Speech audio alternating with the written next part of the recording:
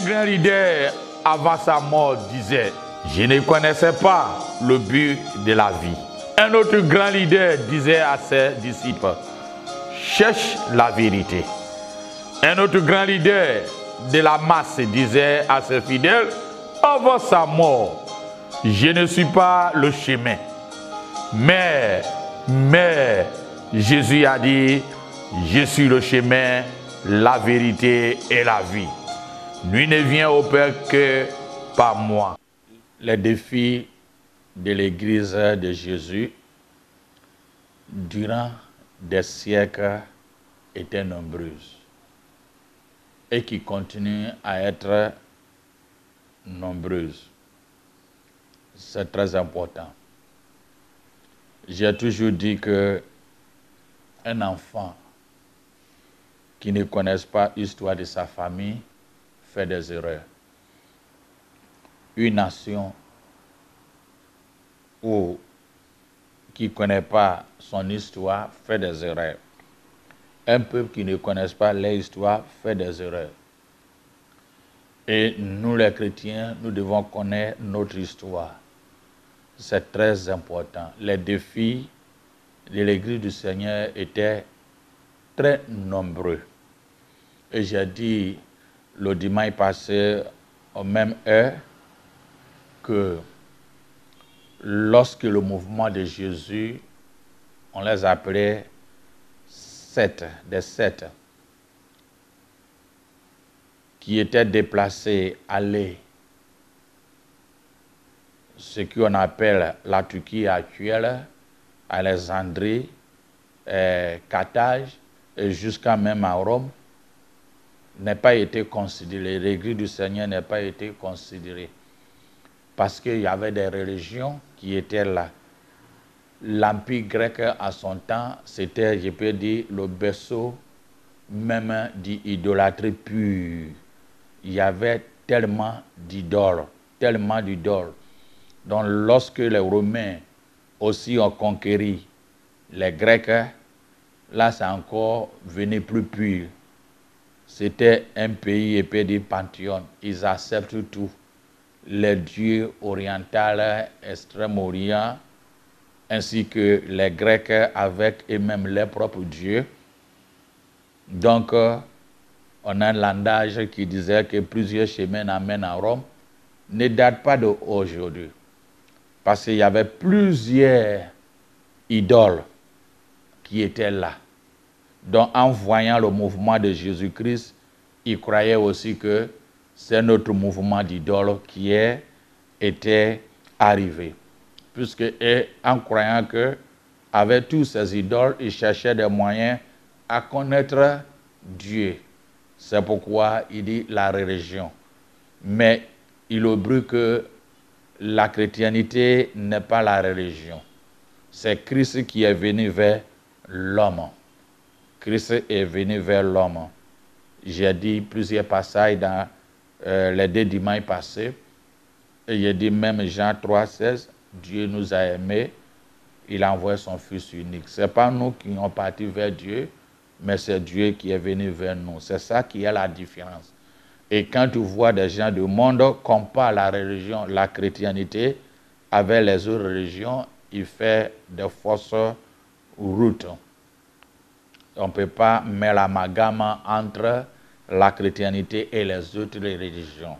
C'est d'idolâtrie puis que les Romains et les Grecs avaient fait.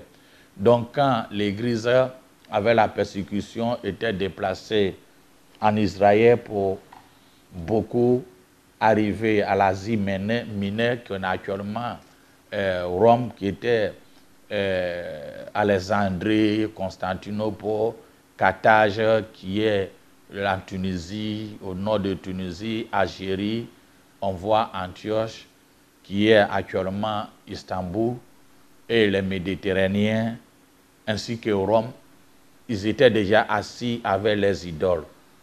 Plusieurs idoles. Donc, en voyant le mouvement de Christ, ils étaient choqués, donc on les appelait minorité, les sept. Donc, ils croyaient que c'est la même chose que pour eux. Mais c'était tout à fait différent. Et lorsque Christ était né même, les Romains continuaient à adorer les idoles. Et il y avait, comment on appelle, plusieurs impurs, plusieurs empirés qu'on les a adorés. On les a adorés, plusieurs empirés. Plusieurs empirés, on les a adorés à son temps. Il y avait une fois, lorsque j'ai développé les églises, je disais qu'à l'Empire romain, on adorait César comme le Fils de Dieu, le Fils de Dieu, alors que Christ est le Fils de Dieu. Il y avait Domitien, Dioclétien et Néron.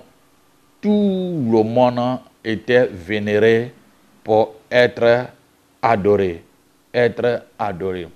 Alors, pour permettre que les chrétiens puissent, comme on appelle, appliquer et accepter, adorer ces idoles, ils avaient créé des agoras.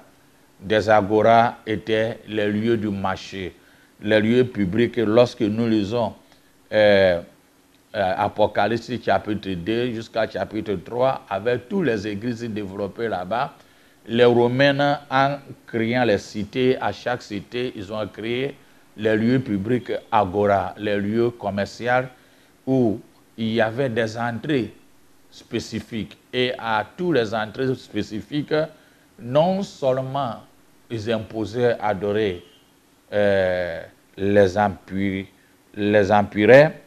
mais encore plutôt le César. Tout le monde qui doit aller au marché agora doit passer par la porte, les 3 portes qui vont dans les différentes cités, différentes villes. Et tu mets ta main dans le pot avec l'encens et proclamer que César est le Fils de Dieu.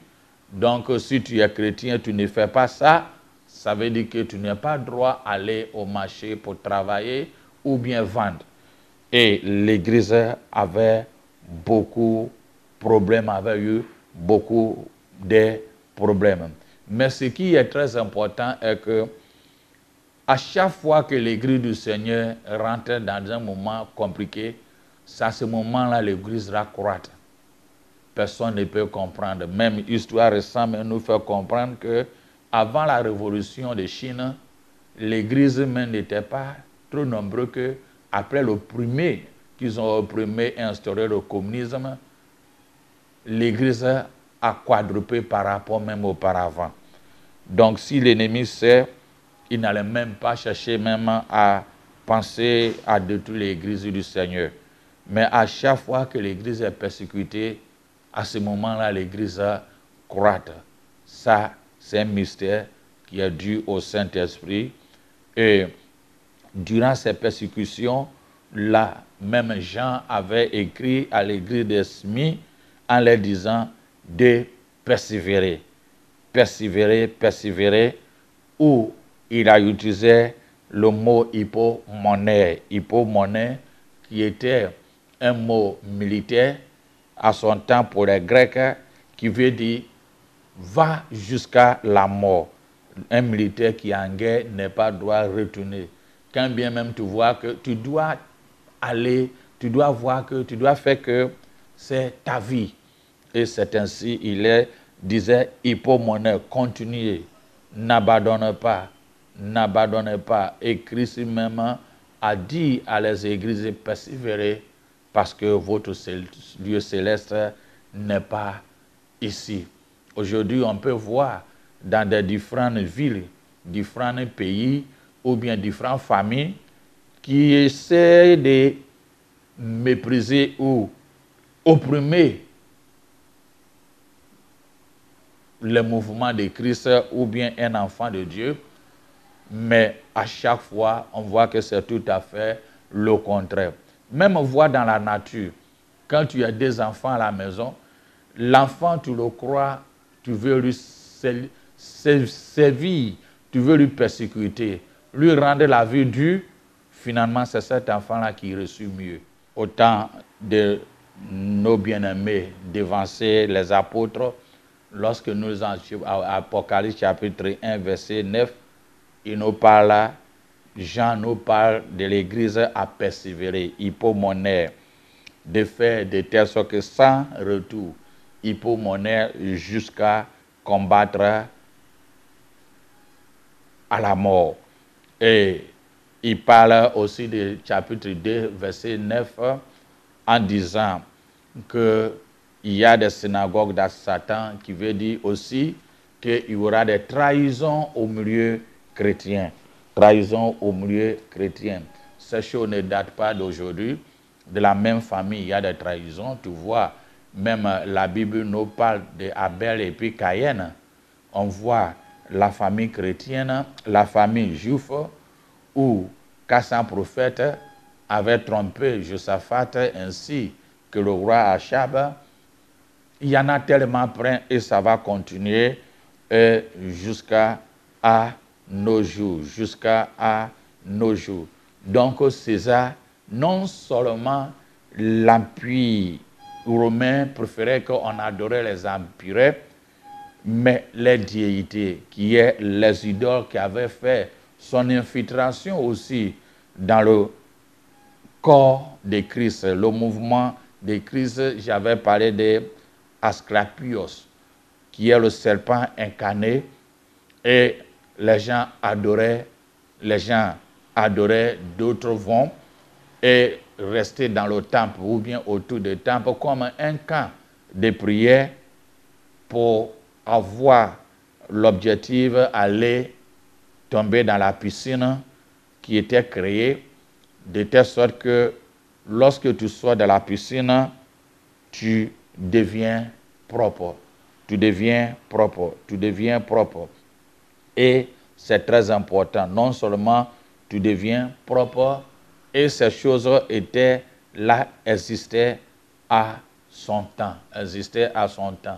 Creuser des piscines, des puits qui se servaient des endroits de guérison, mais aussi il y avait dans le serpent Asclepios incarné, le serpent qui était incarné Asclepios, on interprétait aussi des rêves par-ci, par-là. Donc ces pratiques-là étaient là dans l'Antiquité grecque et l'Antiquité romaine.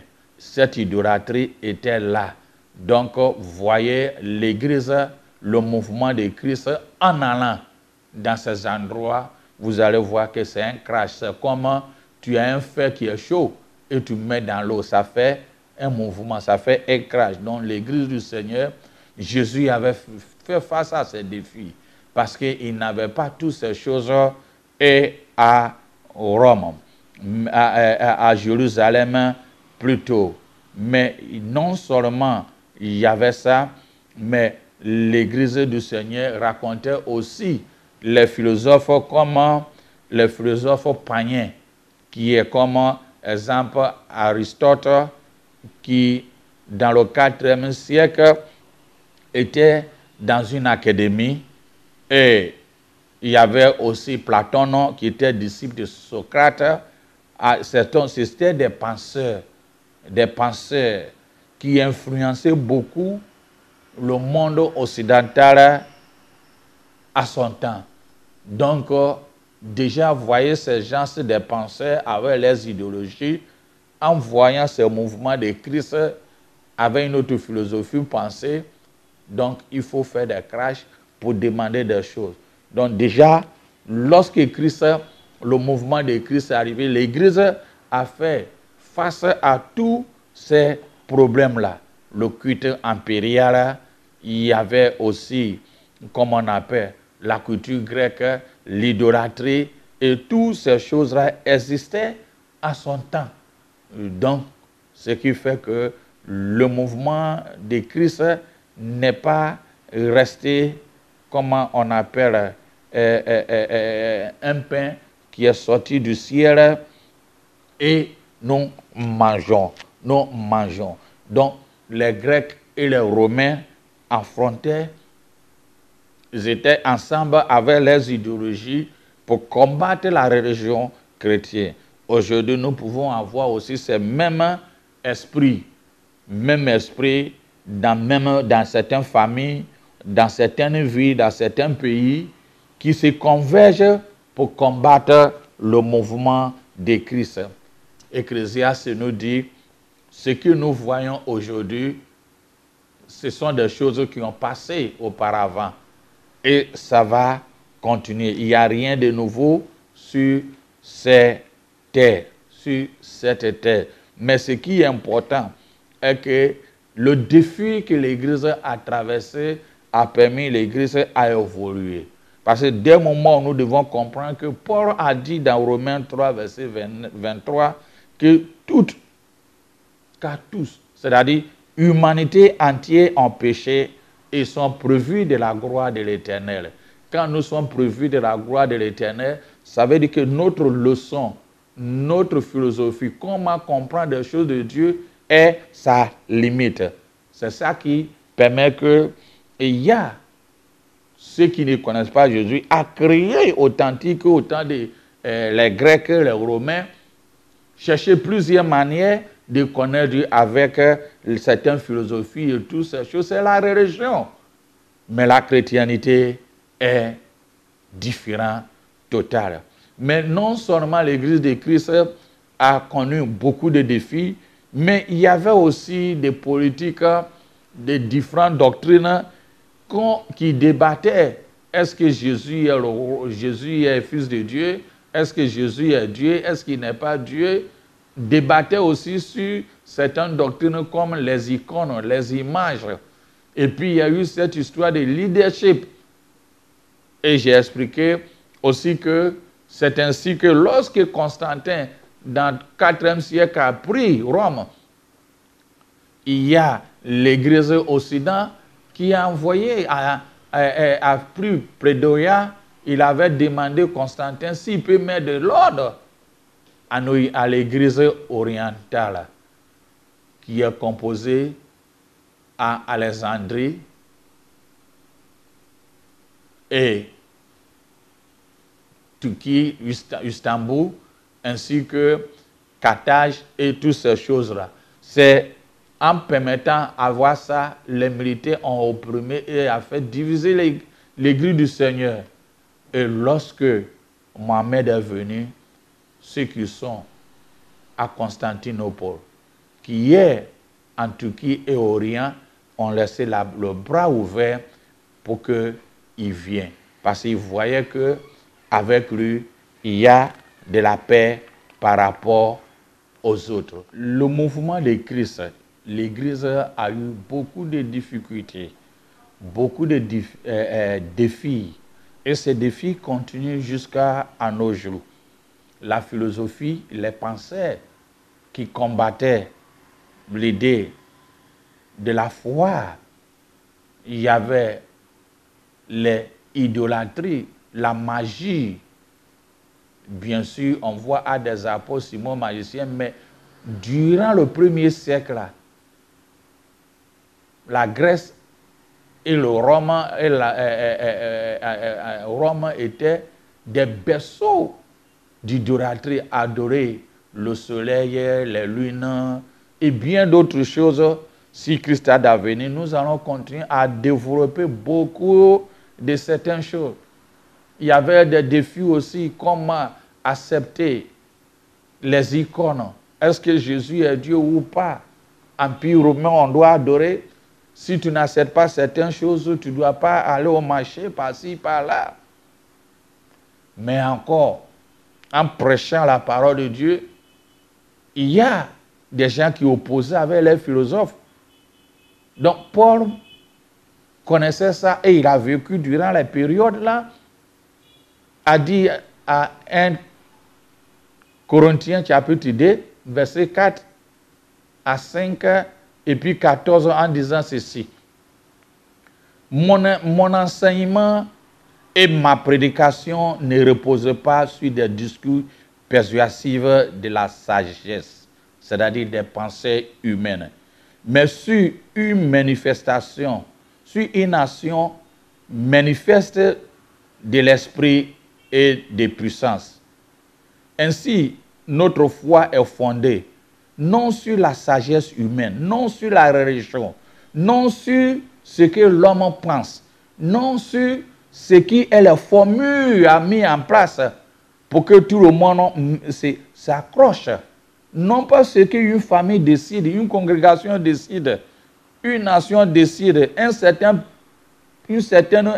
groupe ou certaines personnes décident, mais sur la puissance de Dieu. Il dit, mon enseignement et ma prédication ne reposaient pas sur les discours persuasifs de la sagesse, mais sur une action manifeste de l'esprit et de puissance. Ainsi, notre foi est fondée non sur la sagesse humaine, mais sur la puissance de Dieu. La chrétienté n'est pas une religion, mais Christ est venu vers nous. C'est pourquoi dans le verset 14, il a dit, mais l'homme sans Dieu, c'est-à-dire l'homme qui n'est né de nouveau, qui n'est pas né de nouveau, ne reçoit pas ce qui vient de l'Esprit de Dieu. Donc quand vous prenez votre temps à discuter avec ceux qui ne connaissaient pas Dieu, ce n'est pas de sens. L'essentiel est de prier. C'est pourquoi, lorsque nous lisons l'histoire de l'Église, même les apôtres, à tout moment, même au moment même où on les persécutait, on les jetait dans les fosses aux lions, qui deviennent des spectacles, les fins, les mots qu'ils prononçaient, Dieu pardonnez-les. Parce qu'ils savaient que c'est des hommes sans Dieu et qui ne connaissaient pas. Il faut que ceci soit nos prières.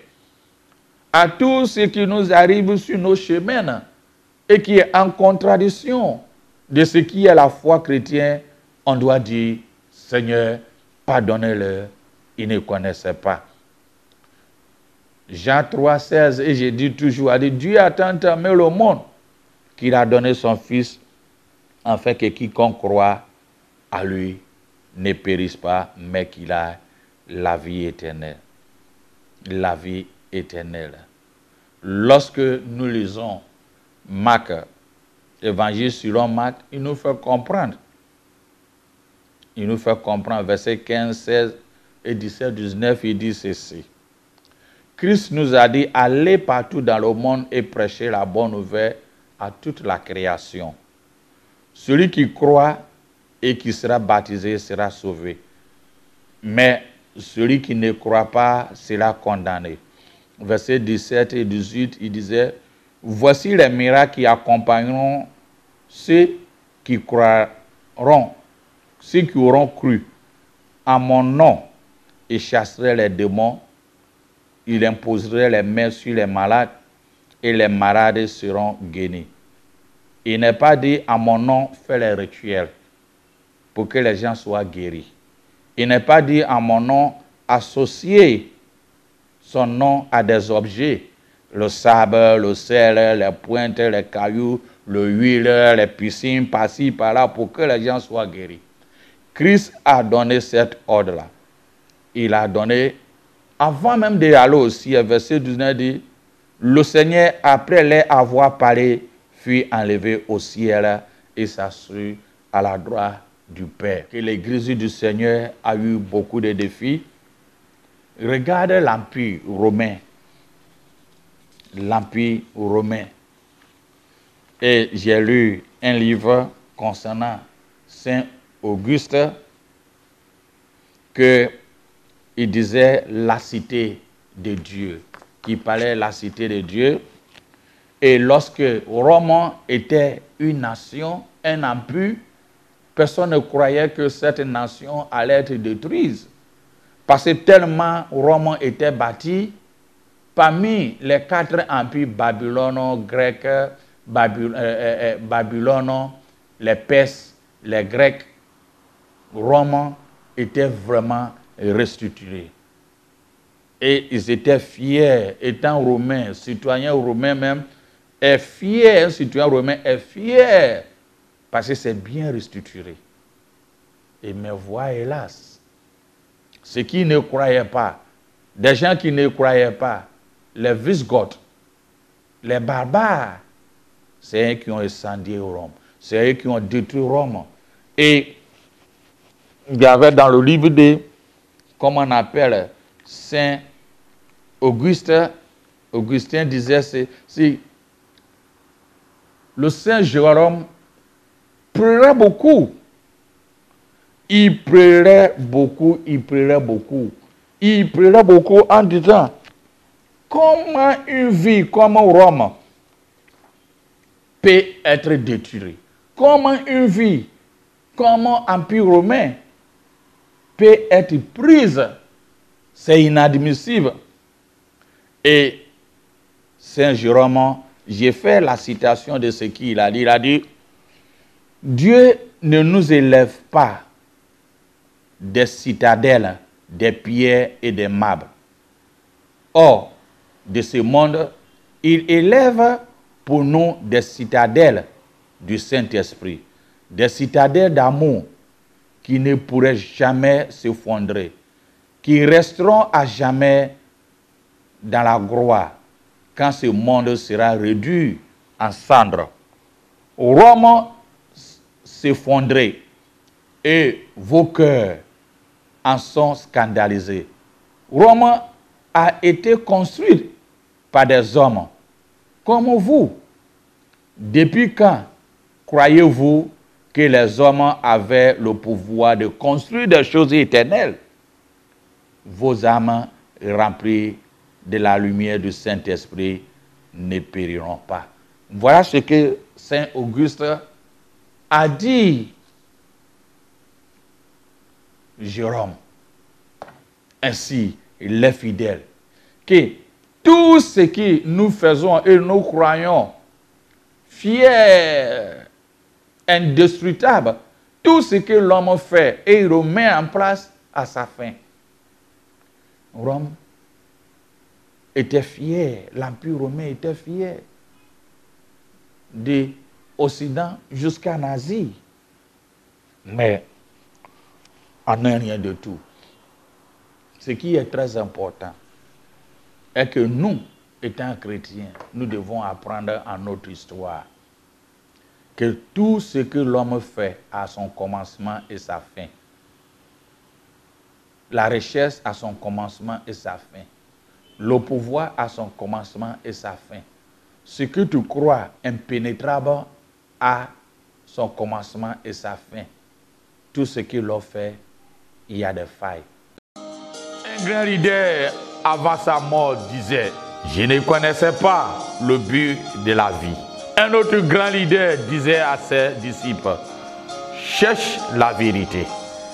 Un autre grand leader de la masse disait à ses fidèles, avant sa mort, je ne suis pas le chemin. Mais Jésus a dit, je suis le chemin, la vérité et la vie. Nul ne vient au Père que par moi.